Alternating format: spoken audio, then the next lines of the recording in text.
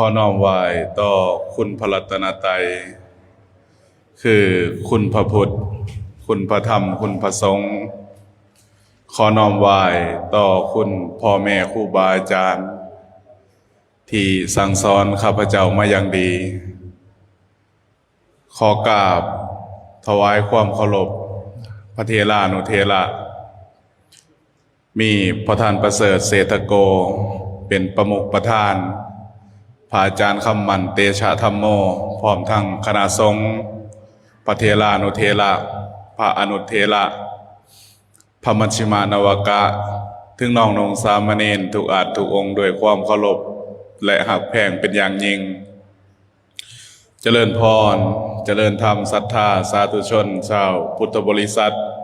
ผู้ใฝ่ในคุณงามความดีใฝ่ในศีลในธรรมเบิดทุกคนทุกท่านณโอกาสนี้ต่อไปเป็นการฟังธรรมขอให้ญาติโยมจงตั้งจิตตั้งใจในการสดับรับฟังโดยความเคารพโดยความยำเกรงในคุณพระพุทธคุณพระธรรมคุณพระสงฆ์ณโอกาสนี้เอามือลงญาติโยมสาธุชนนั่งนั่งสบายสบายวางมือไว้หน้าขาจะนั่งพับเพียบหรือนั่งคัตมาธิก็บ่เป็นการบาปปล่อยอารมณ์ของตนเองในการฟังเพราะว่าเสียงที่เฮาได้ยินมันสิเกิดสะท้อนขึ้นมาเป็นเสียงสะท้อนซึ่งเหตุให้เฮาอาจจะฟังลำบากบางคนก็รำคาญในเสียงที่ได้ยินเข้ามาในหูในโสตประสาทเฮ็ดให้บ่เกิดสมาธิบ่เกิดสติและก็บ่เกิดปัญญา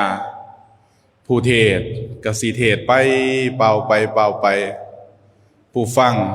ก็สิฟังไปโดยที่บ่ได้รับประโยชน์โสติผลเท่าที่ควรฉะนั้นแล้วพ่อแม่ครูบาอาจารย์พระพุทธเจ้าของเฮาเพิ่นจังให้เฮาตั้งจิตตั้งใจในการฟังจึงมีคำกล่าวว่าสุสังลพเตปัญญังฟังให้ดีให้ดีคือตั้งจิตตั้งใจนั่งฟังด้วยความเคารพยำเกรงอย่างดีย่อมได้ปัญญานี่แปลว่าความรู้ทั่วสภาวะที่เฮาตั้งจิตตั้งใจฟังถ้าผู้ที่ประพฤติปฏิบัติมีสติโคจรเอิ้นว่าเป็นผู้สโตกาลีในตามหลักฝึกสติในคัมภีร์วิสุทธิมรรคสโตกาลีแปลว่าผู้มีสติผู้กระทำสติของตนเองในสัมมาสติระลึกในขันธ์ห้าคือรูปเวทนาสัญญาสังขารวิญญาณอยู่ตลอดเวลาเป็นนิจคือเฮ็ดเรื่อยๆเฮ็ดประจำบ่หลายบ่น้อยแต่ก็มีค่อยๆเพิ่มพูนสะสมไปเรื่อยๆบ่ว่าสิเป็นการยืนมีสติในการยืนกินย่างนั่งนอนเฮ็ดอิหยังก็ตามมีสติทุกขณะอาจจะบ่แห้งถึงขั้นว่าเพ่งสติเข้าไปจนเห็นเป็นภาพแต่ว่าก็รู้โตอยู่ว่าในขณะนี้บ่ว่าสิเป็นมือบ่ว่าสิเป็นกายบ่ว่าสิเป็นวาจาหรือใจของเฮามีความรู้สึกนึกคิดแบบใดมีอารมณ์แบบใดเอิ้นภาษาบ้านเฮาค่อยๆพิจารณาเข้าไปเพราะว่าหยังเพราะว่าเฮาสร้างปีติแปลว่าความเอิบอิ่มสภาวะที่จิตได้ดื่มด่ำศีลดื่มด่ำธรรมเข้าไปก็ให้เกิดปีติมันสิเป็นภาพภาพเหล่านี้เกิดจากจิตที่เป็นอุปจาระคือโคจรไปในที่ถูกที่ควรโคจรนั่นคือการคิดบางคนคิดภาพเศร้าความเศร้ากระทาโทมเข้ามาเฮ็ดให้น้ำตาแห่งความโศกเศร้าเสียใจหลั่งลิ้นออกมาบางคนนึกถึงภาพที่เป็นบุญเป็นกุศลเป็นคุณงามความดีเห็นภาพที่เฮาทานทั้งหลายได้มีจิตเหลื่อมใสใจศรัทธาก่อตั้งกองมหากฐินขึ้นมา เฮาได้มีโอกาสได้ค้นคว้าในบุญในกุศลตลอดเวลานะเป็นผู้มีโชคดีโชคดีที่ได้เกิดในประเทศที่ดีได้เกิดในภูมิประเทศที่พ่อเหมาะพ่อควรบ่ฮ้อนเกินไปบ่หนาวเกินไปบ่ทุกข์เกินไปบ่สุขเกินไปบ่ไกลวัดเกินไปแล้วก็บ่ไกลวัดจนเกินไปเฮายังมีพระธรรมคำสั่งสอนที่พ่อแม่บรรพบุรุษของเฮาตกผนึกถ่ายทอดนะสืบต่อกันมาเป็นรุ่นเป็นรุ่นเป็นรุ่นเป็นรุ่นจนได้ว่างเป็นขนบธรรมเนียมประเพณีว่าฮีต12ซึ่งบุญกฐินของเฮาเป็นฮีตสุดท้ายนะฮีตสุดท้ายที่เฮาท่านทั้งหลายสิได้เก็บเกี่ยวเอาบุญเอากุศลเก็บเกี่ยวเอาคุณงามความดีในการถวายผ้าเป็นสังฆทานอันนี้บุญกฐินว่าเรื่องผ้าเป็นหลักนะผ้าเป็นเอกว่าผ้าเป็นสังฆทานอานิสงส์ถวายผ้านี่น่านับบ่ถ้วนดังคำที่พระให้พรตลอดเวลาหรือว่าเพิ่นเทศน์ให้เราฟังอยู่ตลอดเวลาว่าอายุโทพระโททีโลวันนะโทปฏิภาณโทอายุโทแปลว่าบุคคลที่ให้อายุพระโททีโลนะผู้ฉลาดสีให้ข้าวน้ำท่ามปลาโภชนาอาหารนี่เป็นทานชื่อว่าได้ให้กำลังเมื่อได้ให้กำลังเกิดมาศาสตร์นาภพนาเขาก็ย่อมมีกำลังบ่เป็นคนทุพลภาพมีกำลังบ่เป็นคนเปี่ยลอยพิการมีกำลังทั้งกำลังกายและกำลังใจกำลังกายก็สำคัญกำลังใจก็เป็นส่วนสำคัญบางคนมีแต่กำลังกายแต่ว่ากำลังใจบ่พอก็บ่สามารถที่จะเดินทางในวัฏสงสารได้โดยปลอดภัยเท่าใดนักเพราะเหตุว่านะบุคคลที่คอยซ้ำเติมดูถูกเหยียดหยามถากทางก็มีฉะนั้นแล้วคนฉลาดนะพระพุทธเจ้าเพิ่นถึงบอกว่าผู้ที่ฉลาดสิให้ข้าวให้น้ำโภชนะอาหารให้ยารักษาโรคและให้ผ่าผ่อนแพร่พันธุ์เป็นทานให้ผู้อื่นแต่ว่าของเฮาเป็นการให้พิเศษ พิเศษคือเป็นการให้เป็นสังฆทานสังฆทานแปลว่าทานให้แก่หมู่ของสงฆ์เมื่อเอาให้แล้วอานิสงส์อาจจะหลายสำหรับเฮาหรือน้อยสำหรับเฮาก็ขึ้นอยู่กับเจตนาและจิตของเฮาดังอาตมาบอกว่าให้เฮานึกถึงภาพที่เฮาเริ่มส่วนกันเริ่มเว้ากันว่าเฮาสิสร้างกองบุญมหากฐินซึ่งเอิ้นว่าเป็นกฐินสามัคคีนะมีเจ้าภาพตั้งขึ้นมาแล้วก็บ่ได้ขี่ที่บุญเพื่อแผ่เพื่อพายย้ายกวางให้แก่พ่อแม่พี่น้องผู้ที่อยากร่วมอนุโมทนานำให้ได้คือกันนะเพราะเห็นผู้อื่นว่าลำบากยากเข็ญบางเทื่อบางที่กฐินที่มีเจ้าภาพ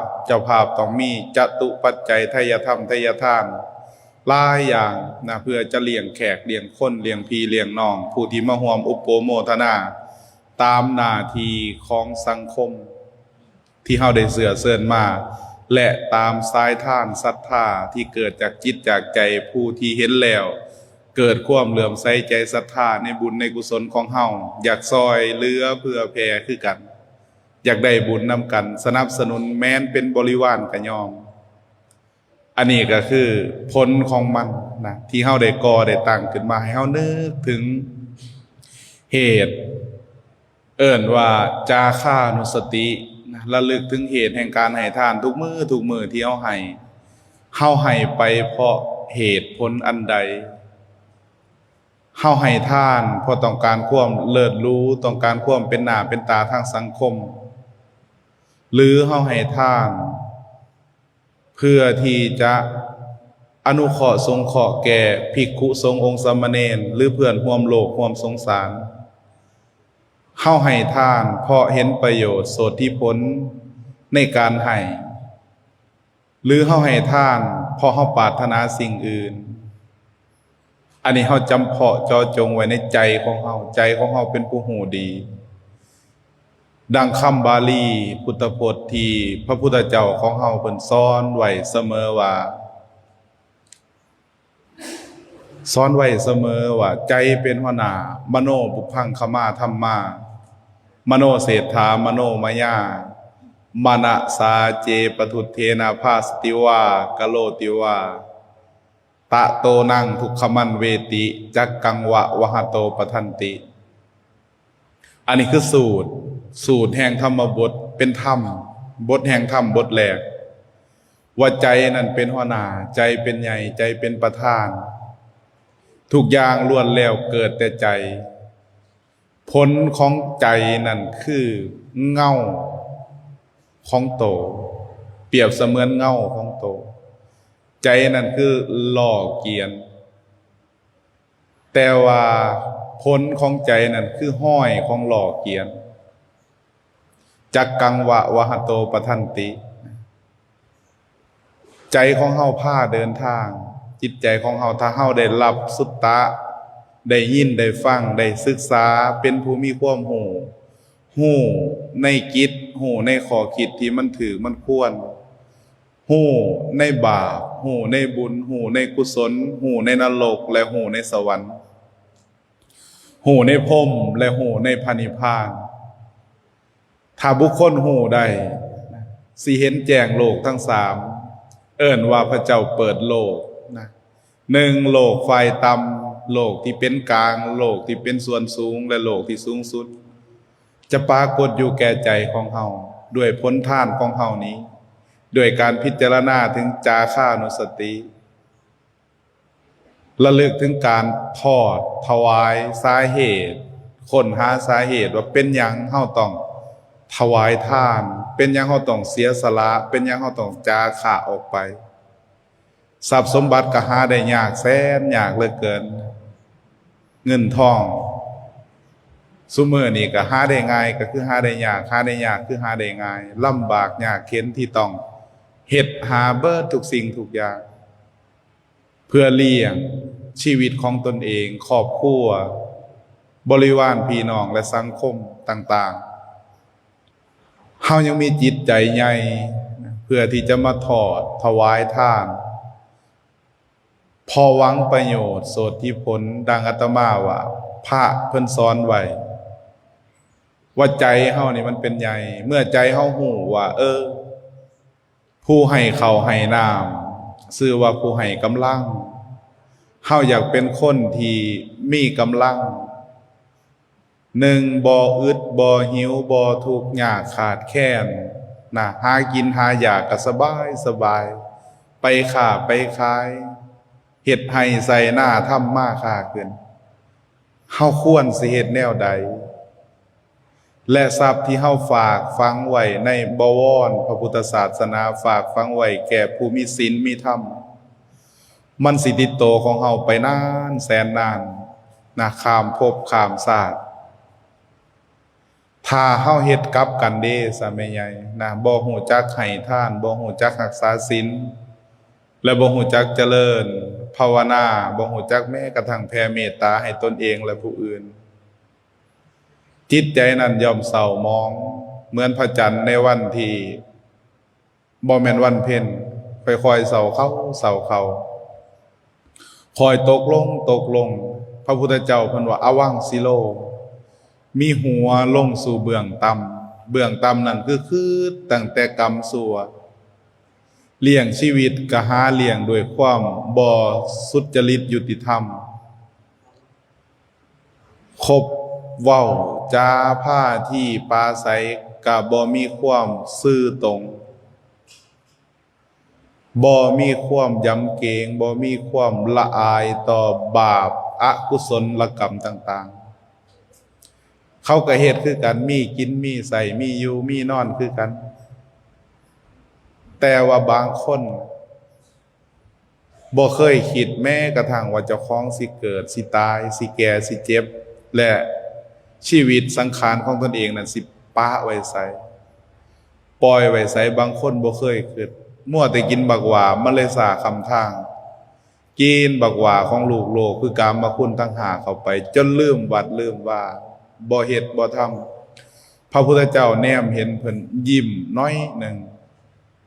ยิ้มน้อยหนึ่งพระอานนท์เพิ่นก็สิแนมเบิ่งว่าเมื่อนี้อาการของพระพุทธเจ้าเป็นแนวใดเมื่อพระพุทธเจ้าเห็นบุคคลที่บ่ให้ทานรักษาศีลบ่เจริญภาวนาคิดเห็นตั้งแต่ความชั่วประพฤติตั้งแต่กรรมชั่วพระพุทธเจ้าเพิ่นจะยิ้มน้อยหนึ่งเห็นแล้วก็ปลงสังเวชยิ้มของพระพุทธเจ้านี่เป็นเหตุบางเทื่อเพิ่นปลงสังเวชเพิ่นไปเห็นลูกเศรษฐีผู้หนึ่งสมัยเป็นหนุ่มนี่รวยมีพ่อก็รวยแม่ก็รวยพ่อกับแม่นี่มีทรัพย์80 โกฏแต่งงานกันฟังแม่ก็มี80 โกฏฟังพ่อก็มี80 โกฏ แต่งงานกันเมื่อแต่งงานได้ลูกชายเดียวก็หาคักลูกผู้เดียวนี่แห้งเหลือเกินจนบ่ให้ไปเฮ็ดเวียกเฮ็ดงานบ่ให้ศึกษาศิลปวิทยาต่างๆบ่ส่งให้ลูกเรียนเว้ากับเมียว่าเฮาทรัพย์สมบัติของเฮาร่วมกันให้ลูกของเฮาอยู่ให้ลูกของเฮากินเบิดตลอดชีวิตนี่ก็คงจะบ่เบิดเพราะฉะนั้นสิมีประโยชน์อีหยังต้องให้ลูกเฮาไปเรียนไกลหูไกลตาให้ลูกเฮาลำบากเป็นลูกชายเดียวเมื่อพ่อแม่ล่วงลับดับหายไปก็ได้แต่งงานกับผู้หญิงที่มีทรัพย์เสมอกันและก็ศีลเสมอกันทำอีทไปก็ไปใส่ชีวิตไปอุปถัมภ์ประถากพระราชาเมื่อเห็นนักเลงกินเหล้ากำลังกินเหล้าแซ่บๆย่ำของแก้มเข้าไปคืดอยากน้ำเขามันเป็นตาสาใจเหลือเกินเฮาบ่เคยกินแบบนี้พอเกิดมาเป็นลูกคุณหนูก็ไปลองกินน้ำนักเลงเบิ่งตีดเหล้าแม่ใหญ่ครบหมู่เป็นนักเลงใส่ใจทรัพย์มื้อละพันมื้อละแสนใส่ไปบ่ถึง5 ปีทรัพย์เบิดเอาในเมื่อทรัพย์เฮาเบิดก็ใส่ทรัพย์ของเมียต่อเอามากินเหล้ามาจ้างคนเล่นพิณดีดสีตีเป่าผู้ใดย่องก็เอาให้นะให้ติบคนย่องคนเว้าว่าเจ้านี่โอ้ยคนรูปหล่อคนใจบุญสุนทานเว้าในใดเราก็เอาให้ถ้าคนย่องใส่ไปบ่นานก็เบิดแล้วเฮือนที่เคยอยู่เขาก็มายึดเอากิจการที่เคยค้าขายของพ่อของแม่เขาก็เอาไปเมื่อเอาไปแล้วเฮ็ดแนวใดพ่อออกไม่ออกเหลืออย่างเดียวในประเทศอินเดียคนคบมิตรนี่ที่บ่เป็นกัลยาณมิตรเมื่อทรัพย์เบิดมิตรก็เบิดไปคือกันมิตรนั่นสิกลายเป็นมิจฉาชีพนะมีอาชีพที่ผิดต่อบุคคลที่ทรัพย์สินเบิดนั่นคือบ่เลี้ยวบ่แลบ่เบิงบ่คบหาสมาคมพอบ่มีหน้ามีตาบ่มีแนวให้กินในสังคมอันเดียวกันกับคนปัจจุบันคนสมัยก่อนคือกันเบิดแล้วเฮ็ดแนวใดถือกระเบื้องไปหาเลาะคอทานผู้เมียกระไดกระดานหาเลาะคอเข้าไปนำกัน2 ผัวเมียเคยเป็นลูกคุณหนูมานำกันแต่ว่าด้วยเหตุแห่งความประมาทบ่ระลึกถึงบุญถึงกุศลก็เลยกลายเป็นแบบนั้นพระพุทธเจ้าย่างไปพอก็เลยยิ้มออกมาหน่อยหนึ่งเพิ่นย่างผ่านเฮือนเศรษฐีผู้นี้คู่มือบิณฑบาตเห็นแต่เศรษฐีผู้นี้กินเหล้าเมาสุราคบหาหมู่หน้าพระย่างผ่านบ้านพระสงฆ์เฮานี่ยังน้อยออกตนญาติโยมพระสมัยพุทธเจ้าเป็นแสนๆองค์ย่างผ่านบ้านเราก็บ่เกิดความศรัทธาประสาทะเหลื่อมใสอีหยังแม้แต่น้อยหนึ่ง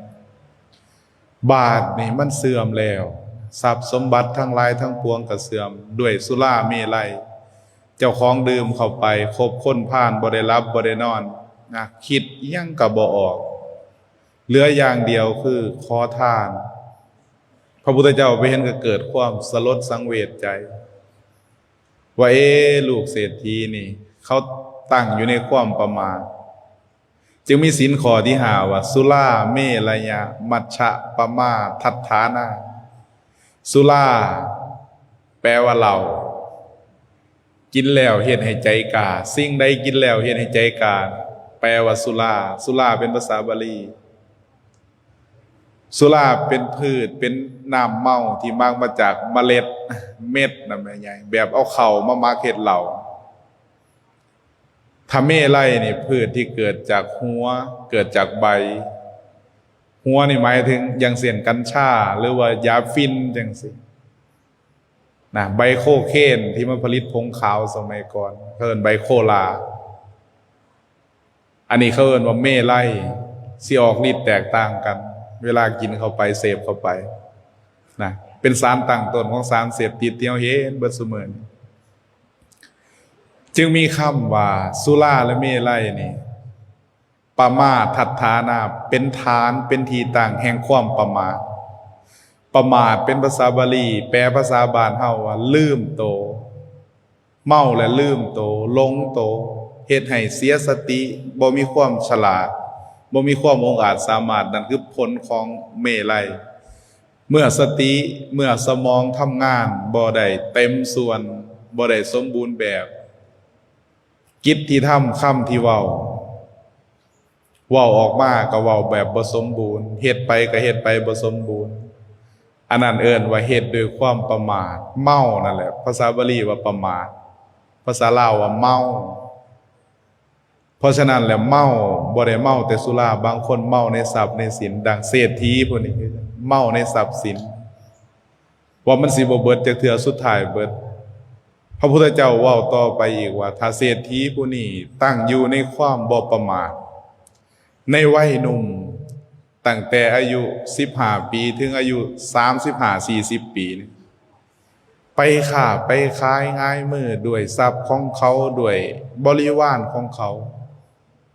ด้วยเงินและทองด้วยคอนเนคชั่นนะทางธุรกิจที่พ่อแม่มีให้พระพุทธเจ้าว่าเขาสิตั้งอยู่ในความเป็นเศรษฐีอันดับหนึ่งของกรุงราชคฤห์เนี่ยถ้าหากว่าเขายังประมาทกินเหล้าเมาสุราจนอายุเลยวัยเลยปฐมวัยไปและคิดได้นะพยายามสร้างเนื้อสร้างโตในส่วงมัชชิมวัยคือวัยในท่ามกลาง40ถึง55นะออกจะ60ไปหน่อยหนึ่งเขายังสีได้เป็นเศรษฐีอันดับ2ของเมืองราชคฤห์ด้วยบุญบารมีของเขาถ้าเขาประมาทนะในวัยท่ามกลางแต่วัยที่สุดเขากลับตั้งตัวได้ค้าขายง่ายมือด้วยทรัพย์สินที่ยังเหลือลุ่งลิ่งจากการดื่มสุราเมลัยเขาก็ยังสิตั้งตนตั้งตัวได้เป็นเศรษฐีอันดับ3แต่บัดนี้ทรัพย์สมบัติของเขาทั้งหลายทั้งปวงพังพินาศไปบุญญาวาสนาของเขาเบิดไปเพราะผลของเขากระทำเองต่อให้เขาไปค้าไปขายอีหยังก็ตามแม้แต่ไปบวชถ้าปฐมวัยเขาไปบวชเขาก็จะสามารถบรรลุเป็นพระอรหันต์ถ้าเขาบวชในมัชฌิมวัยโดยบุญของเขาเขาสิบรรลุเป็นพระอนาคามีถ้าเขาบวชในส่วงเฒ่าแล้วเบิดเนื้อเบิดตัวเฒ่าแล้วยังเหลือน้อยหนึ่งสิได้เป็นพระโสดาบันแต่มาหอดจุดนี้สมบัติที่เป็นทางโลกก็ดีสมบัติที่เป็นทางธรรมก็ดีของเขานี่สิ้นลงไปเหลือแต่เพียงถือกระเบื้องขอทานถือกระดานขอเขาเบิดเท่านั้นพระพุทธเจ้าจึงแย้มพระโอษฐ์หรือว่ายิ้มน้อยหนึ่งในเป็นเหตุมีทรัพย์บ่ถึง80โกฏคือเศรษฐีในอดีตนะถึงแม้นเฮาสิบ่ได้พ้อพระหลายถึงเฮาสิบ่ได้พ้อพระพุทธเจ้าที่เพิ่นมีชีวิตอยู่ในสมัยก่อนแต่พุทธเขตของพระพุทธเจ้าและเฮาก็มีสมบัติอีกสิ่งหนึ่งนั่นคือศรัทธานี่สำคัญแห้งออกตนญาติโยมศรัทธานี่แปลว่าความเชื่อมั่นพอออกไม่ออกนี่เชื่อมั่นนั่งอยู่นี่เอิ้นว่าปฏิบัติธรรมนะให้ทานก็เอิ้นว่าปฏิบัติธรรมแม่ใหญ่บ่แม่นว่ามีการเดินจงกรมนั่งสมาธิและเอิ้นว่าปฏิบัติธรรมอันน่ะบ่แม่นไปทั้งเบิดเสียทีเดียวนั่นคือการฝึกหัดขัดเกลาเฮาฝึกฝนเฮา ให้เฮาเอาไปใส่ให้เฮามาใส่ในชีวิตประจำวันในขณะที่หันใจเข้าหันใจออกอยู่นี้ในขณะที่พ่อกับอารมณ์ทั้งที่ถูกใจก็ดีทั้งที่บ่ถูกใจก็ดีพระเพิ่นเอิ้นว่าโลกกระทำมาเยือนจิตใจของเฮาหนึ่งเมื่อเฮามีลาภสักการะร่ำรวยมั่งมีสีสุขบางคนประมาทดังลูกของเศรษฐีมีลาภมันก็ต้องเสื่อมลาภเพิ่นว่าลาภยศสรรเสริญสักการะหน้าต่างๆจากมื้อหนึ่งมันก็ต้องสูญสลายหายไปมีความเกิดขึ้นตั้งอยู่ดับไปเป็นธรรมดาในขณะนี้นะที่เฮายังมีเหือมีแห้งยังพอได้เฮ็ดได้ทำอยู่หรือเฮายังมีลาภสักการะอยู่เฮาก็สอนใจตนเองว่าสักวันหนึ่งมันต้องเสื่อมไปหายไปเป็นธรรมดาเฮาสิเอามาไว้กองไว้ทอภูเขาแต่ว่าทรัพย์สมบัติเรานี่บ่ได้เกิดมาคู่กับเฮาแม้แต่ตาของเฮาแม้แต่ผมของเฮาที่เกิดมาคู่กับเฮามันก็ยังต้องล่วงลับดับหายไปเป็นธรรมดานี่เฮาปฏิบัติธรรมแล้วเฮาต้องเอากำลังในตอนที่เฮาเข้าไปวัดนั่นวัดนี้ก็ดีมาใส่ในชีวิตประจำวันของเฮาเมื่อมันเกิดขึ้นเฮาก็บ่ได้เสียใจถึงเสียใจก็บ่เกินบ่นานเฮาก็สิปล่อยวางได้นี่มีลาภเสื่อมลาภผู้ใดก็ตามที่มียศถาบรรดาศักดิ์เป็นเจ้าคนนายคนนะคนนับหน้าถือตายกย่องสรรเสริญมื้อหนึ่งนะเทวดาตกสวรรค์เพิ่นเอิ้นมื้อหนึ่งมันก็สิมีความเสื่อมยศเป็นธรรมดาคนเคยย่องมันก็อาจจะบ่ย่องเป็นธรรมดามันสิเสื่อมหายไปตามกาลเวลาเพิ่นเอิ้นว่าเสื่อมยศคนที่บ่ได้มีธรรมะเมื่อถูกสิ่งเหล่านี้เข้ามาสู่จิตสู่ใจนี่จะทุกข์ทรมาน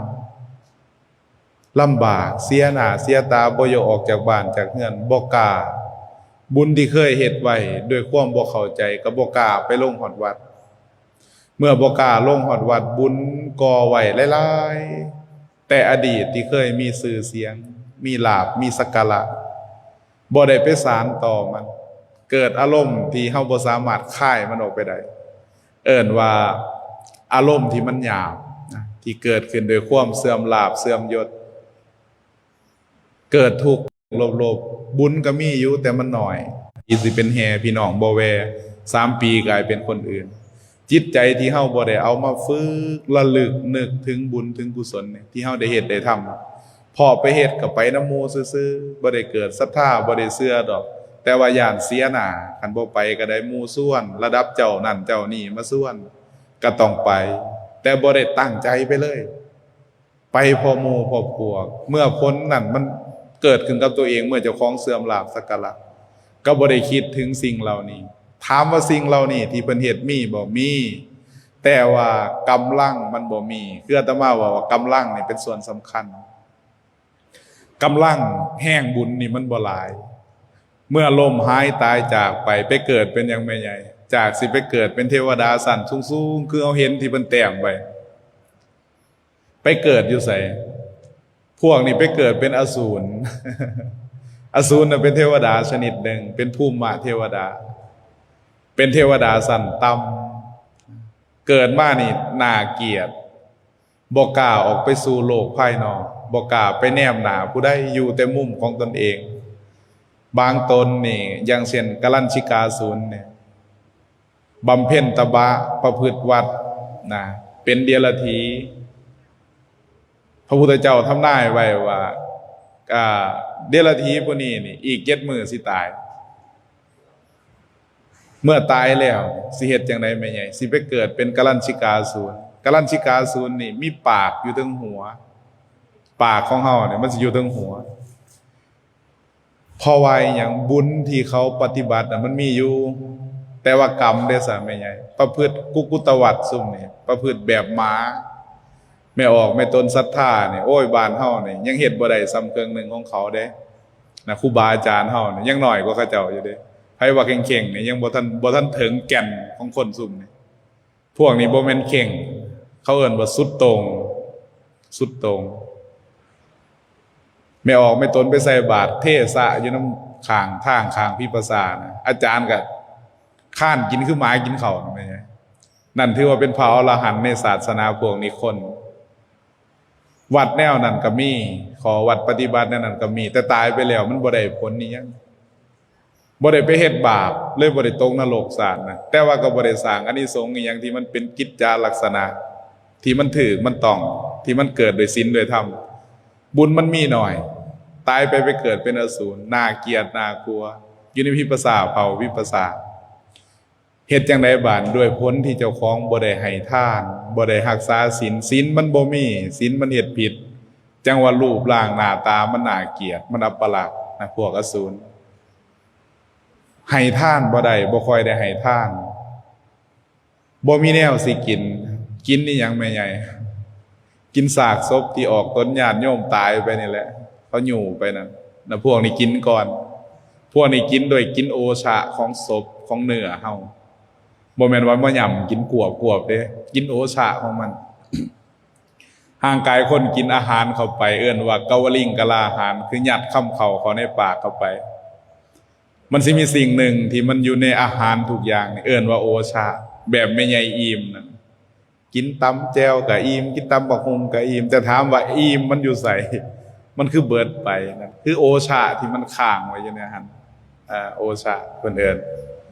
ฉะนั้นพวกเทวดาที่สั่นสูงๆขึ้นไปเขาก็สิกินโอชะคือกันเสพโอชะทั้งในพวกนี้คือกันแม่ใหญ่เฮ็ดบุญเฮ็ดกุศลนี่บ่คิดหน้าคิดหลังเห็นบ่แต่ว่าเฮานั่งอยู่นี่เป็นแนวนั้นบ่บานนี่ที่อาตมาเว้าบ่แม่นหายเด้แต่ว่ามาถามตัวเองบัดสุดท้ายเฮาต้องมาถามตัวเองว่าเฮาคิดแนวใดเฮาจังเฮ็ดบุญเฮาคิดแนวใดเฮาจังไปทำเฮาคิดแนวใดเฮาจังรักษาศีลเฮาเห็นโทษอีหยังเห็นประโยชน์อีหยังเฮาจังมาถือข่าวนั่งให้ผู้อื่นเว้าให้ฟังนางวิสาขาแม่ใหญ่ก็สิฮู้จักพ่อใหญ่ก็สิฮู้จักว่านางวิสาขานี่เป็นผู้อุปถัมภทาเป็นอัครทายิกาของพระพุทธเจ้าเป็นผู้อุปถากพระพุทธเจ้าฝ่ายผู้หญิงเพิ่นมีอุปนิสัยตั้งแต่อายุ7 ปีได้ฟังเทศน์พระพุทธเจ้าบ่กี่คำสามารถตัดกิเลส3 กองได้แม่ใหญ่ฟังมานี่จนเมื่อยนี่จะกองเลยแม่ใหญ่โอ้ยวันใหญ่เฮาก็ได้ฟังมันจะมาว่าโอโตนะเฮาได้ฟังมาเบิ่นแล้วครูบาอาจารย์ผู้จานนั่นจานนี่เพราะว่าไปดอกแต่ว่าแม่ใหญ่ได้เฮ็ดอยู่บ่กูไปฟังกูบ่ได้ไปเฮ็ดบางคนสิเว้าแนวนั้นนางวิสาขานี่เพิ่นบรรลุเพิ่นตัดกิเลสได้3 กองตั้งแต่อายุ7 ปีนั่นคือสักกายทิฏฐิกองที่1คือความถือตนถือโตว่าเจ้าของสิบ่ตายนี่ของกูนั่นโตกูสมบัตินี่เป็นของกูเกิดขึ้นมากับกูแม่กูให้มาหน้าทงนี่รถคันนี่กูหามาจนสิได้เงินใบนี่กูสิได้มานั่นน่ะความคิดแนวนี่เอิ้นว่ามีโตตนขันสูงยึดติดขันสูงโตกูของกูลูกกูผัวกูเมียกูเฮือนกูบ้านกูรถกูเงินกูทรัพย์สมบัติของกูชื่อเสียงของกูนี่นะหลวงปู่ซ่าว่าตัวกูของกูเพิ่นว่าคันมันวิทย์ตัวนี้ได้มันก็วิทย์ไปคน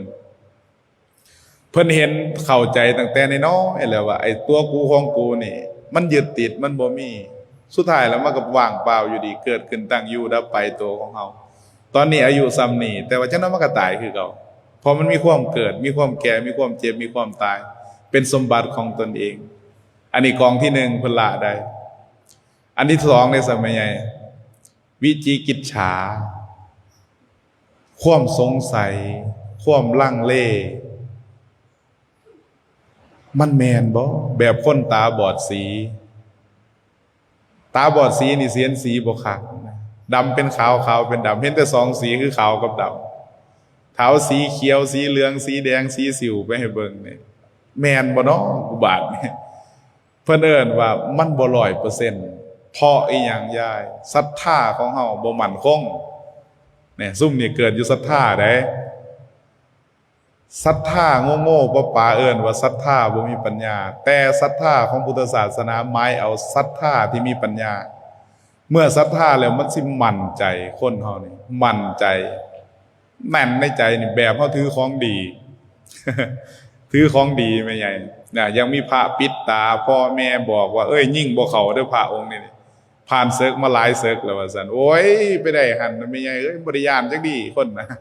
มันเกิดศรัทธาในของมันเชื่อว่าของดีอันเดียวก็เฮาเฮ็ดบุญเฮ็ดกุศลทำให้ใหญ่มองเห็นโลกหน้าแนมเห็นโลกหน้าว่าผลที่เฮาเฮ็ดนี่ตกแต่งประดับประดาสวยสดงดงามเครื่องบริวารหลายๆนี่ซอยกันมีน้ำจิตน้ำใจซอยเหลือเพื่อแผ่กันนี่บัดมันตกดอกออกผลออกมานี่มันหลายกว่านั้นเกินประมาณที่จะเฮ็ดได้ที่จะรับได้แม่ใหญ่ต้องเฮ็ดแบบ 100% แน่นอนเพราะมันเชื่อเข้าใจบ่เชื่อว่าสิ่งที่เฮาเฮ็ดนี่มันบ่แม่นเฮ็ดเล่นแต่เฮ็ดเพื่อโตของเฮาและเฮาจะบ่กลับมาทุกข์มายากมาบ่สวยบ่งามมาทนทุกข์ทรมานในโลกมนุษย์อีกบ่เอาหม่องอื่นมันมีอีกหลายกว่านี้มันมั่นใจได้ไหมใหญ่เพราะว่าภพ3นี่มันปรากฏในหัวของตัวเองนี่ในใจของเฮานี่นะถ้าผู้ปฏิบัติจาคานุสติระลึกไปเรื่อยๆมันสิเป็นจังซั่นจิตมันสิคอยนิ่งเข้าไปนะจากระลึกอยู่จาคานุสตินี่ต้องระลึกอนุสติ10นี่ต้องคิดต้องใส่กำลังวิตกและก็วิจารณ์เพื่อให้มันเกิดปีติขึ้นมาเมื่อเกิดปีติแล้วไม่ใหญ่นั่งอยู่นี่เบิดมื้อบ่มีติงจักดีปีติเกิดนั่งสบายกูบ่เกี่ยวบ่ได้สนใจนะยังมันเสพสุขข้างในเมื่อปีติมันลดลงสุขมันสิเกิดขึ้นขั้นตอนที่3ขั้นตอนที่4นี่สุขสิเกิดขึ้นความสุขนี่มันเป็นอะไรบาดนี่มันบ่ได้สุขแบบอิ่มกินข้าวมันบ่ได้สุขแบบมีรถขี่เฮือนอยู่มันบ่ได้สุขแบบนั้นแต่มันเป็นความสุขที่บ่อิงอามิตรเข้าใจบ่สุขนั่งอยู่ผู้เดียวมันก็สุขมันยิ้มได้สบายในหัวใจนี่พอมันโหมันบ่ทุกข์มันโหมันบ่ทุกข์ในอารมณ์นี่มันโหมันบ่ทุกข์เมื่อจิตมันเสพความสุขภาพที่เจ้าเห็นภาพกฐินที่เจ้าได้เฮ็ดสมมุติว่าเฮ็ดอยู่นี่ปีนี้เฮ็ดอยู่หั่นปีนั้นเฮ็ดมันสิคอยเลือกเอามาเบิ่งแบบสายหนังนี่แม่ใหญ่พอใจเบิ่งเรื่องใดมันสิมาเบิ่งเรื่องนั้นพอใจเบิ่งช่องใดพอใจเบิ่งคลิปใดในโทรทัศน์มันสิเบิ่งใจจดใจจ่ออยู่หั่นสภาวะจิตทางในคือกันถ้ามันได้เฮ็ดเต็มที่มันได้เฮ็ดเต็มภาคภูมิใจของมันแล้วมันสิเอาตัวนั้นมาเบิ่งพิจารณาเป็นอารมณ์เดียวเป็นภาพเดียวมีความคิดอย่างเดียวว่าเฮ็ดผิดพลาดตั้งแต่คิดจนหอดแล้วนี่มีอารมณ์เดียวเมื่อมีอารมณ์เดียวเพิ่นเอิ้นว่าเอกคตาจิต5อย่างองค์ประกอบ1มีความคิด ถามตัวเองมันสิถามเองมันดอกถ้าเฮาตั้งใจนะเฮ็ดแนวนี้เฮ็ดแนวใดจังสี่ไปจังใดมันสิได้แนวใดเขาเอิ้นว่าวิตกมันเกิดขึ้นเมื่อวิจารณ์เนี่ยมันสิเป็นคำตอบวิจารณ์เกิดขึ้นเมื่อคำตอบที่เป็นบุญเป็นกุศลมันสิเกิดปีติขึ้นมาคือความอิ่มใจพอใจพอมันบ่ได้เสพอารมณ์บาปมันยังเกิดปีติแบบเฮาเบิ่งหนังฟังเพลงที่มันพอใจเฮามันสิเกิดความสุขขึ้นมานี่เอิ้นว่าภาวะของปีติอิ่มซาบซ่านอิ่มปานใดมันแห้งอาการหนักนะอาการที่มันสุดยอดในปีตินี่ไม่ใหญ่ผาดโผนโจรทะยานบางคนฝึกทางสมถะมาหลายๆนะบ่ว่าสิเป็นอสุภกรรมฐานก็ดีกายคตาสติก็ดีมันก็สิไปอีกอารมณ์หนึ่งของมันผู้ที่เจริญจาคานุสติก็สิน้ำตาไหลแน่อีหยังแน่คิดเห็นแต่ท่านคิดเห็นแต่ดีนะเป็นกุศลจิตขึ้นมาเฮ็ดหยังก็ดีได้บาดแม่ใหญ่ติดดี กิเลสตัวที่4ตัวที่3อันนี้มันละบ่ได้มันสิมีกิเลสตัวที่3เอิ้นว่าศีลพัตตปรมาสหรือว่าศีลพจน์บ้านเฮาศีลพจน์ศีลนี่แปลว่าปกติพจน์นี่แปลว่านักปฏิบัติแปลภาษาบาทเฮาบวชใจแบบพวกแต่เฮานี่แหละเข้าวัดได้หลายถือศีลมากก็หลายวัดหลายว่ามันสิเกิดความยึดติดอย่างหนึ่งท่านก็ให้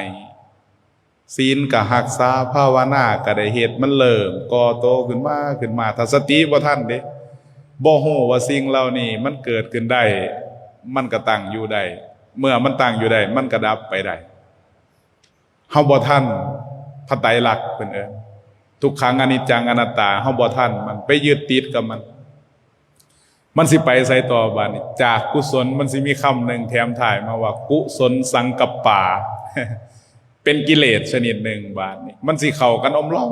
หล่นไม่ใหญ่กับกิเลสข้อที่3มงคลนี่คือศีลพัตตปรมาสคนพวกนี้คิดดีถือดีบาดเฮาเฮ็ดนี่ดีบัดอีหยังก็ดีบัดไปเว้ากับผู้นั้นก็ต้องให้มันดีจังสั่นจังสี่ให้สังเกตง่ายๆถ้ามันเกิดอารมณ์นี่ขึ้นคือดีไปนอนอยู่ในเฮือนเสื้อโลดไม่ใหญ่มันขึ้นบัดมือก็ได้เป็นอาทิตย์มันขึ้นเรื่องดีๆนี่โอ้ยพวกเจ้านี่อย่าไปเสื้อมันได้แม่ใหญ่มาหอนมองมาหอนมุมเอาเสื้อมันบางคนพิษกับบ้านกับเมืองพิษกับหมู่กับพวกพอเจ้าของหลงไปถือดี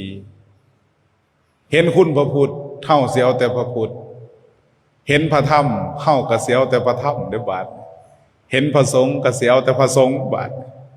ดีละกูนี่เอาพระพุทธพระธรรมพระสงฆ์ไว้ในใจดีสุดยอดเลยบาดคนอื่นเด้อซะถือผีแน่ถือนั่นถือนี่แน่บ่เริ่มบ่ดีละเด้ในสายตาเริ่มสิบ่อยากคบเริ่มสิบ่เริ่มแบ่งส้นสันวรรณะนั่นเอิ้นว่าศีลพัตตปรมาสถือรูปคำถือเพราะกิเลสถือเพราะได้ถือตนถือตัวเจ้าของว่าเฮาเป็นผู้มีศีลเด้อบาดไปเว้าแนวดีกับคนอื่นนี่ให้สังเกตเบิ่งง่ายๆสมมุติว่าคิดการใหญ่อยากเฮ็ดกฐินบ่ไปเว้าแนวดีกับพี่กับน้องไปส่วนเขาเว้าบ่เข้าหูได้บาดแม่ใหญ่ สร้างเจ้าและเจ้าบ่าบุญบ่มันขึ้นได้บาดกัดแขวพวดขึ้นมาเลยจิตใจนี่แม่มันคิดบ่ดีคือเฮาจังสั่นจังสี่เขาเป็นคนบ่สารพัดมันสิโปรยออกมาในใจนี่นั่นให้เจ้าฮู้ว่าความดีนั่นเป็นกิเลสชนิดหนึ่งถ้ามันเป็นแนวนั้นเพราะเฮายังมีกิเลสตัวที่3คืออาตมาว่าศีลพัตตปรมาสศีลรูปๆค่ำๆนี่มันสิพาเฮาเป็นแนวนั้นถ้ามันปฏิบัติถูกได้ย่ายออกตนญาติโยมส่วนเขาโดยความเมตตาไม่ตรีเขาสิเฮ็ดก็สร้างเขาบ่เฮ็ดก็สร้างเขาแต่เฮาส่วนเขาสิหายเฮาก็อย่าแลเขาบ่เห็นผลเขาสิฮักเฮาก็ได้เขาสิบ่ฮักเฮาก็ได้เพราะในโลกใบนี้ล้วนแล้วแต่ตั้งอยู่ในโลกธรรมทั้ง8ประการ1มีลาภมันก็เสื่อมลาภมียศเสื่อมยศมีสุขมันก็มีทุกข์มีคนย่องมันก็มีคนนินทามันปล่อยมันว่างนะปล่อยว่างในสภาพสังขารโตเฮามันก็เป็นซ้ำนี่เฮาบืนสุดอยากให้เขาดีก็ดีบ่ได้นี่มันสิกลับมาสอนตัวเองสิบ่ได้ไปโกรธไปเขียดไผถึงสิโกรธสิเขียดแต่ก็บ่ถึงชั่วโมงมันสิเศร้าแสดงว่าธรรมะที่พ่อใหญ่แม่ใหญ่ฟังมาหลายๆครูบาอาจารย์เริ่มมีผลแม่ใหญ่บาดจากเคยโกรธแห้งๆมันก็บ่อยากโกรธแล้วเด้มันออกเองมันคำมันปฏิบัติถูกแล้วมันสิไหลออกเองมันอยู่บ่ได้แบบเดียวกันพระพุทธเจ้าว่าน้ำกับน้ำมันอยู่นำกันบ่ได้เด็ดขาดของ2อย่างธรรมศาสตร์ของน้ำมันต้องฟูเนื้อน้ำธรรมศาสตร์ของน้ำเมื่อเข้าสู่น้ำมันกระบบสามารถเข้าไปน้ำมันได้แม้แต่นิดเดียวธรรมศาสตร์ความดีกับความชั่วจิตใจที่มันเสพธรรมะกับกิเลสเมื่อจิตเฮามันเสพธรรมะเข้าทั้งหูก็ดีเข้าทั้งตาก็ดีมันพิจารณาเขามันเป็นน้ำดีมันสิเป็นไล่น้ำเสียในใจของเฮาออกนั่นคืออย่างใหญ่1จากเคยโลภมาหลายๆอยากได้นั่นอยากได้นี่เมื่อเห็นว่าของทั้งเบิดนี่เกิดขึ้นตั้งอยู่ดับไปเฮามาพอมันแต่ซ้ำนี่เฮาอยากมีชีวิตอยู่เฮาอยากมีสุขภาพแข็งแรงมันก็มีเฮาบ่ได้เพราะมันเป็นได้ซ้ำนี้กรรมไผกรรมมันเฮิงสู่แล้วปรับปรุงเปลี่ยนแปลงที่ตัวเอง มันเริ่มสิมีธรรมะขึ้นที่แนมเห็นสิบ่ไปอิจฉาไผพอหูว่าจักหน่อยมันก็ดับไปโอ้ยคันเพิ่นมีอยู่ต่อไปเพิ่มขึ้นก็อนุโมทนานำเพิ่นยินดีนำถ้ามันเสื่อมเสียไปก็มีความกรุณาอิดูตนศาสตร์เขาเสียทรัพย์สินเงินทองอาจจะโดยความประมาทหรือแนวใดก็บ่ฮู้นี่มันสิเกิดความแนวนี้ขึ้นมามันสิบ่ย่อย่ำซ้ำเติมไผทั้งนั้นจิตใจสภาพเห็นเขาติดหนี้ติดสินก็โอ้อีดูตนศาสตร์เฮ็ดจังได๋เด้สิซอยเขาได้แนะนำอาชีพที่ดีแนะนำบุคคลที่ดีแนะนำวิธีที่ดีให้บ่แม่นว่าสิเอาเขาไปเว้าพื้นท่านขวัญในทางที่เสียหายบ่มีแม่ใหญ่จิตใจภาวะตัวนี้นี่มันบ่มีคนพวกนี้บ่มีแสดงว่าถ้ามื้อใดออกตนญาติโยมที่นั่งอยู่นี่ก็ตามถ้าเฮ็ดได้ถ้าจิตมันเป็นแนวนั้นแสดงว่าเฮาเริ่มมีธรรมมามันมีแล้วในใจของเฮานี่เพราะว่าถ้าอธรรมมันเกิดขึ้นในใจนี่สติมันสิไปตัดป๊าบโลดบ่ได้มันว่าโลดได้มันเห็นแล้วแม่ใหญ่ว่าบ่ได้เด็ดขาดถึงเฮาสิบ่ได้เป็นพระอรหันต์ถึงเฮาสิบ่ได้พ้อท่านพระพุทธเจ้าแต่นี่ทานศีลภาวนาที่เฮาก่อเฮาทำเฮาสร้างมาบ่ว่าสิเป็นกฐินก็ดีผ้าป่าก็ดีสังฆทานก็ดีนิมนต์พระมาเทศน์ก็ดีขึ้นบ้านใหม่ใส่หญ้าเต็มใส่บาตรหยาดน้ำเบิดทุกสิ่งทุกอย่างมันสิมาร่วมกันเพิ่นเอิ้นว่าเป็นเดชเป็นเดชะเป็นพลวะและเป็นปัจจัยนี่สัมภารธรรมองค์ประกอบของมันสิมาร่วมกันอยู่ในนี้อยู่ในหม่องนี้และมันสิเฮ็ดให้กิเลส3กองนี่ดับไปก่อน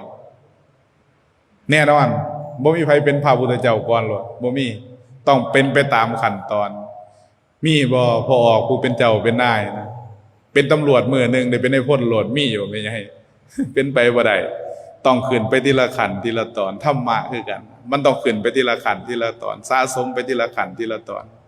ผู้ปฏิบัติธรรมเฮ็ดบุญก็อยากได้บุญหลายๆปฏิบัติธรรมก็โลภมากอยากบรรลุโลด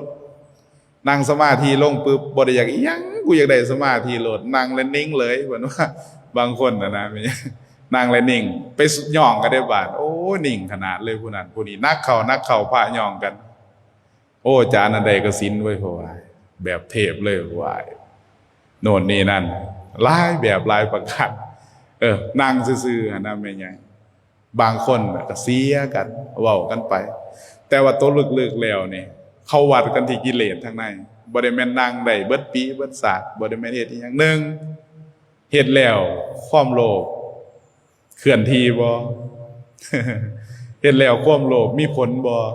นะต่อธรรมะตัวนี้ต่อการนั่งนี่ต่อการกินนี่ต่อการนอนนี่ต่อการปฏิบัตินี่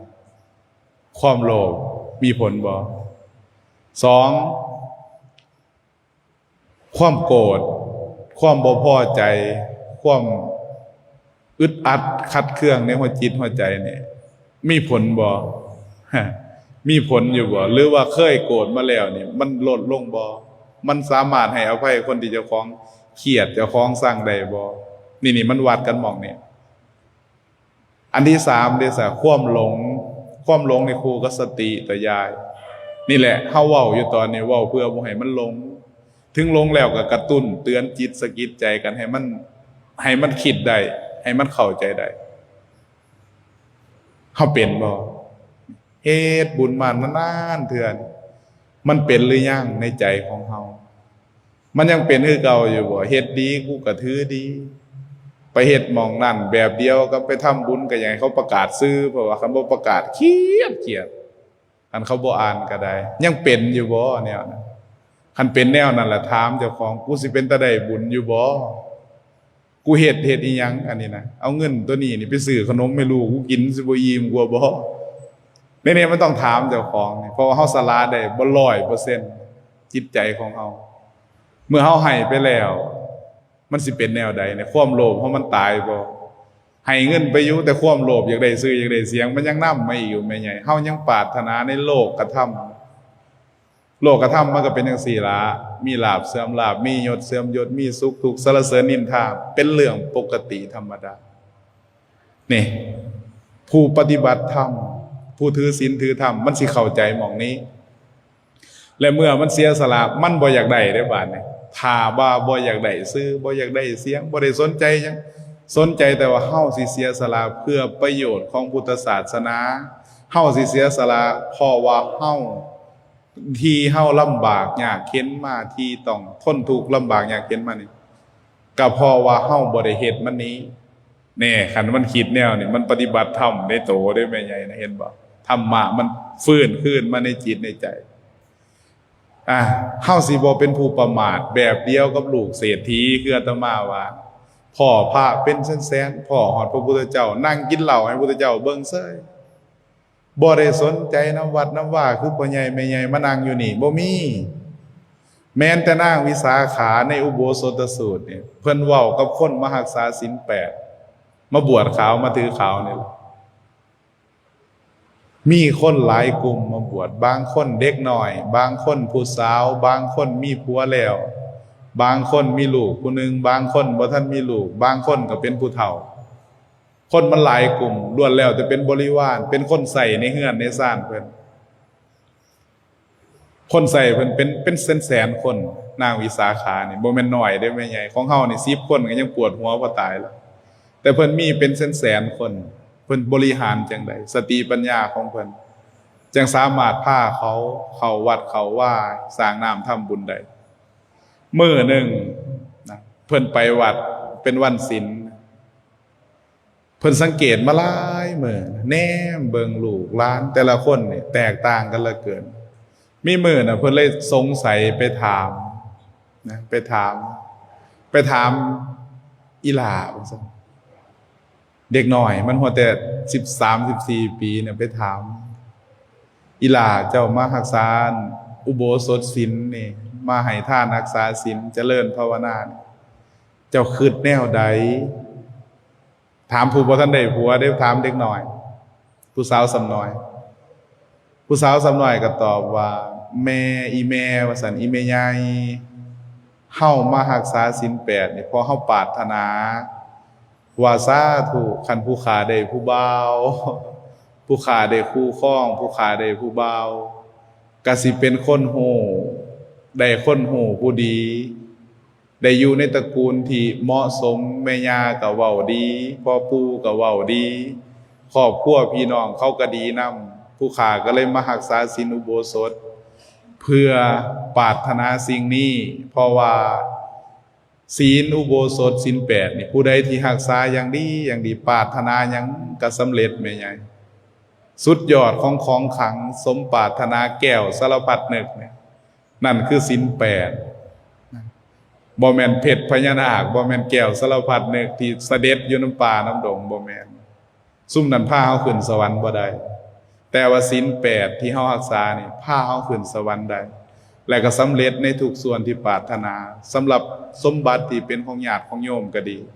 และก็สมบัติที่เป็นมรรคผลพระนิพพานศีล8ก็สามารถเนรมิตให้ได้คือกันบาดที่นี่เพิ่นไปถามอีกถามผู้หญิงที่มีผัวแต่บ่ทันมีลูกอีหลาเจ้าก็มีผัวอยู่ข้องเฮือนนะต้องเลี้ยงดูเอาใจใส่ผัวแต่ว่ามื้อนี้เป็นหยังเจ้ายังหนุ่มยังแน่นนะผัวก็มีนอนอยู่เฮือนเป็นหยังคือบ่ได้นอนอยู่เฮือนน้ำลูกน้ำผัวเป็นหยังคือต้องมารักษาศีล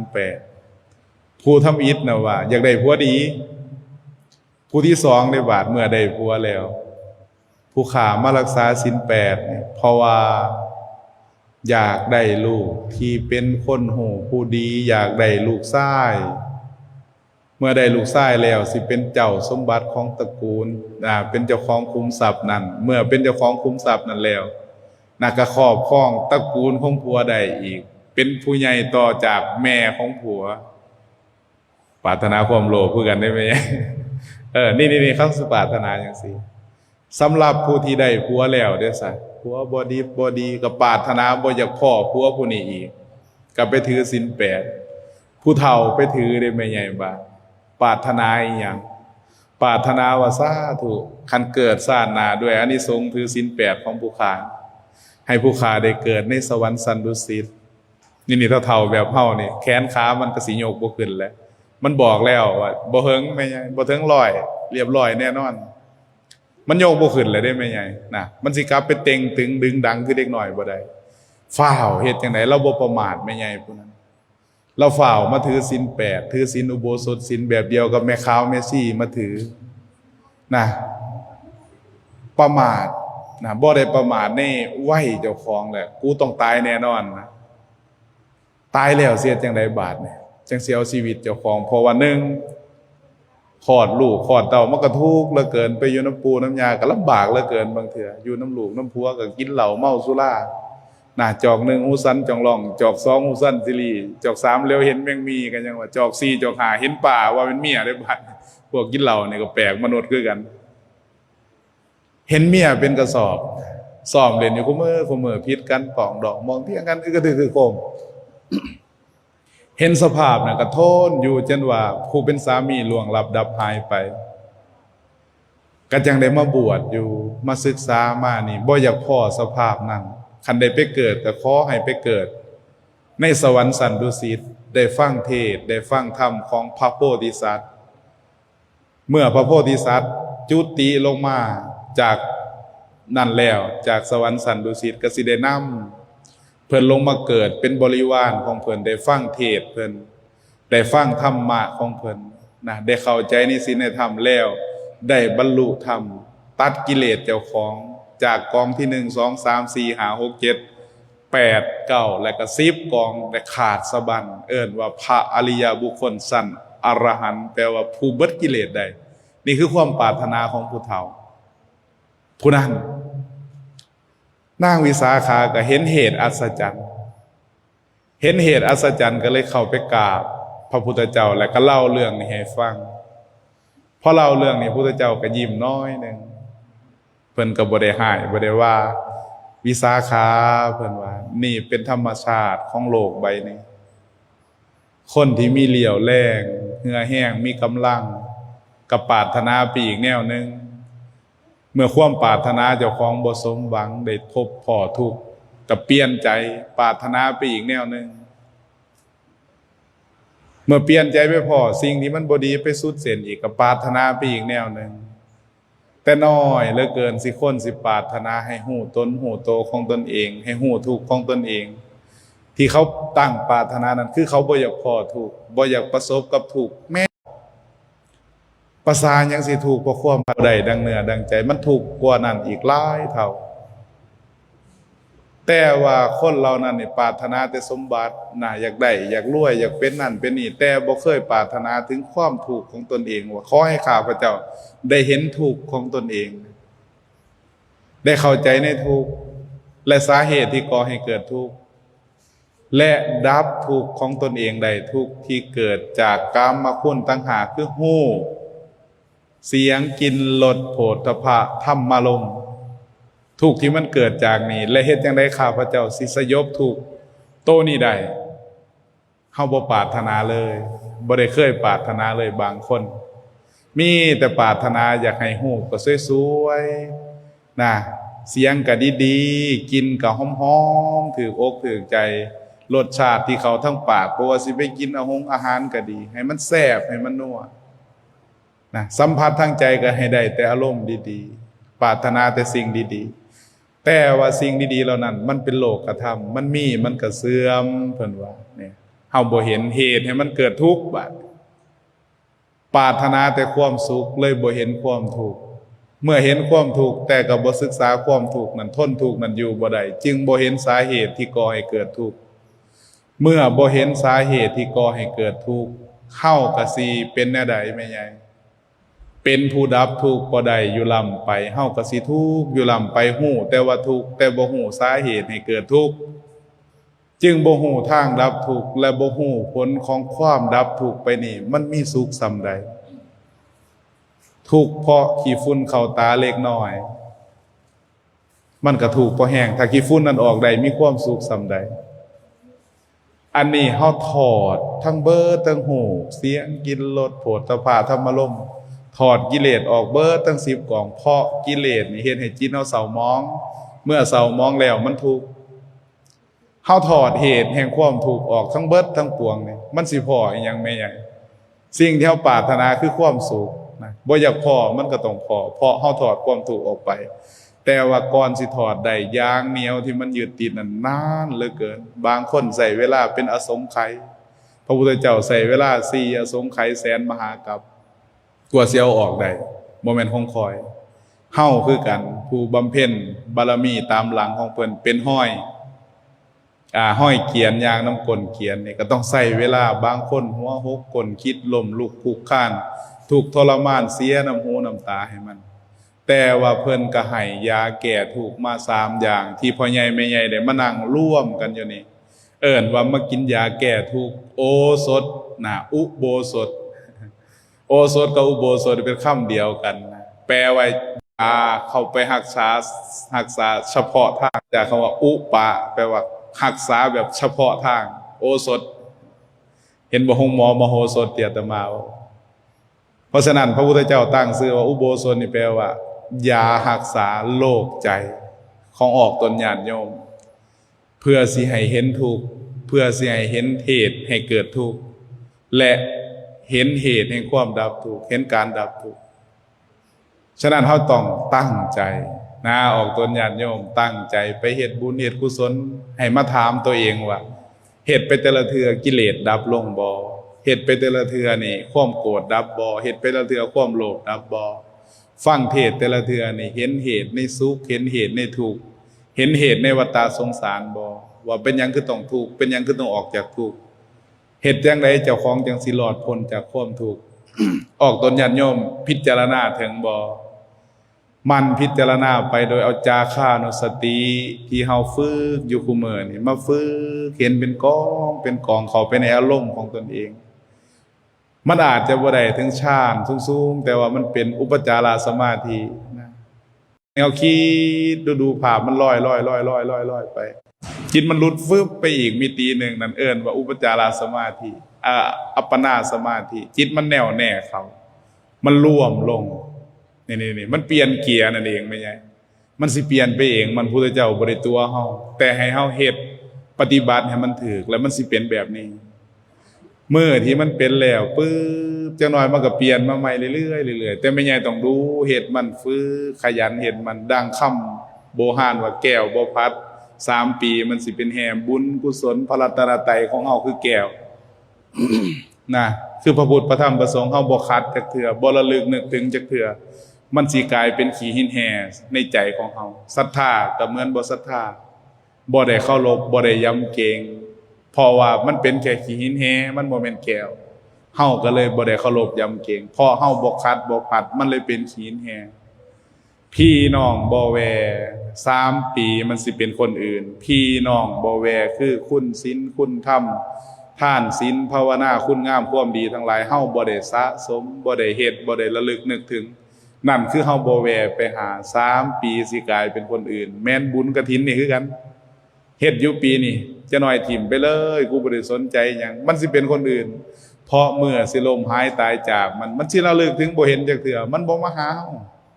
พี่น้องกันอีหลีมันสิมาเบิ่งใจกันบุญอีหลีมันสิมาเข้าสิงใจเฮาเบิ่งแต่ว่ามื้อใดก็ตามที่เฮาบ่ตั้งมั่นในมันก็สิกลายเป็นคนอื่นเฮ็ดหลายซำใดก็ตามปีนี้อาจจะดีแต่ว่าต่อไปพูนบัดสิตายบ่สนใจนำมัน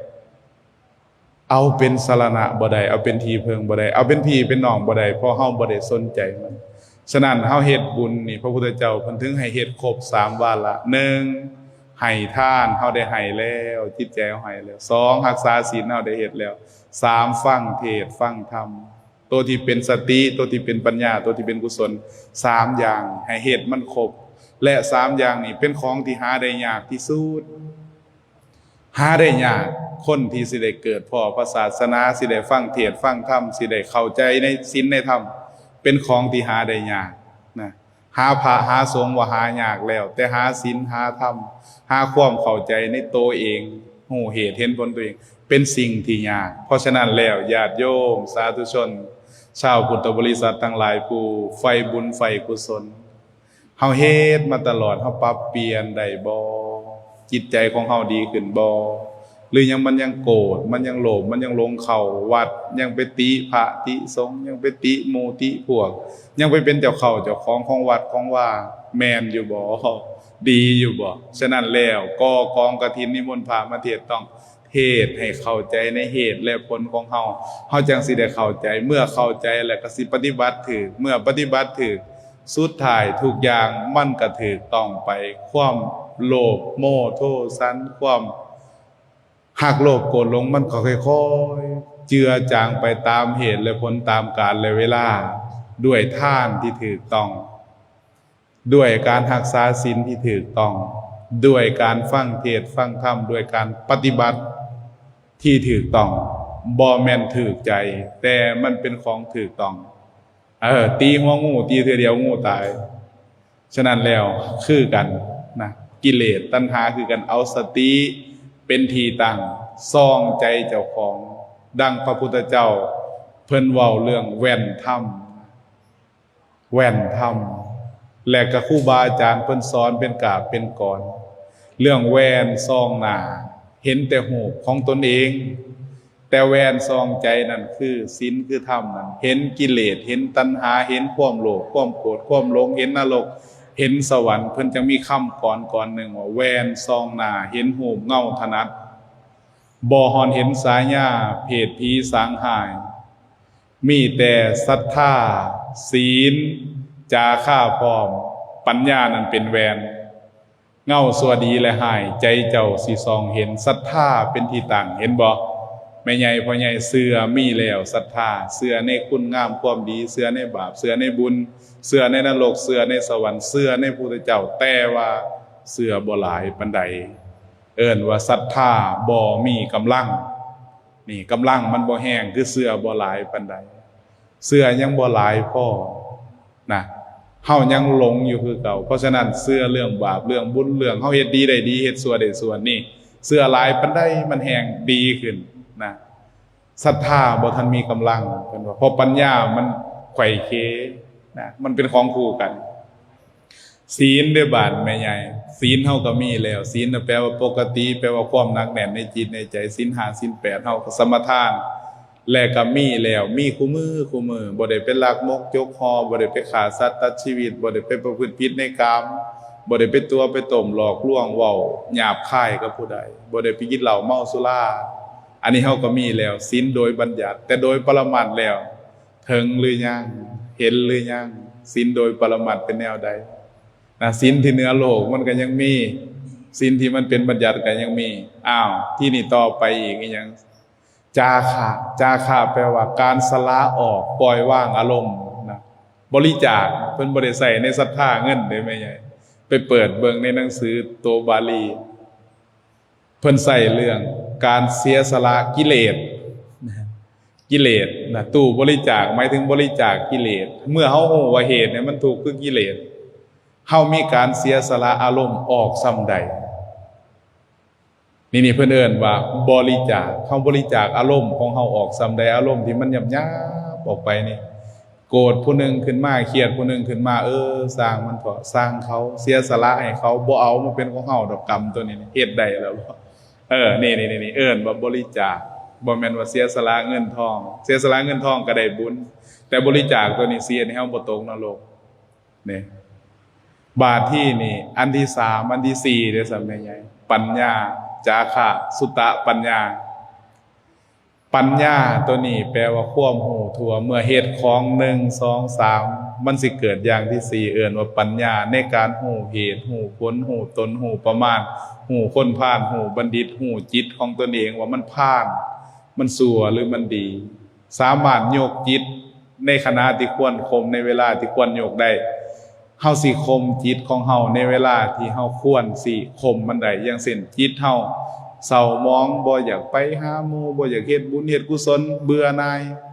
เฮามีปัญญานี่เฮาสิพยายามตะล่อมจิตใจเฮาให้เฮ็ดได้เอิ้นว่าโยกจิตในเวลาที่ควรโยกข่มจิตในเวลาที่ควรข่มเมื่อจิตมันฮึกเหิมเกินไปบ่ย่านอีหยังเกินไปมันสิส่งผลต่อการกระทำคำเว้าของเฮาอาจจะผิดพลาดพลั้งไปมันสิคมเจ้าของลงอย่ามันบ่ได้ดีคือมึงคือดอกมันสิเป็นแนวนี้เห็นบ่เฮ็ดให้จิตหันษาในเวลาที่จิตมันหดหู่เศร้ามองนี่มันสิฉลาดขึ้นฉลาดในการดูแลตัวเอง ทั้งภายนอกและภายในอันนี้เอิ้นว่าปัญญาทั้งคนอื่นและตัวเองและสิบ่ยึดติดกับโลกธรรมทั้ง8ประการดังที่อาตมาภาพได้เว้าไว้เอาล่ะมื้อนี้เนาะแม่ใหญ่เว้ามาก็หลายละน่าฮ้อนเหือท่วมต้นขออภัยเด้อที่พามาทุกข์มายากมานั่งอดหลับอดตาหลับครับตานอนมานั่งฟังจักเว้าอีหยังก็บ่จักเนาะยายเนาะ เว้าไปก็ดีแน่บ่ดีแน่ก็ขออภัยคำเว้าใดที่ถูกใจ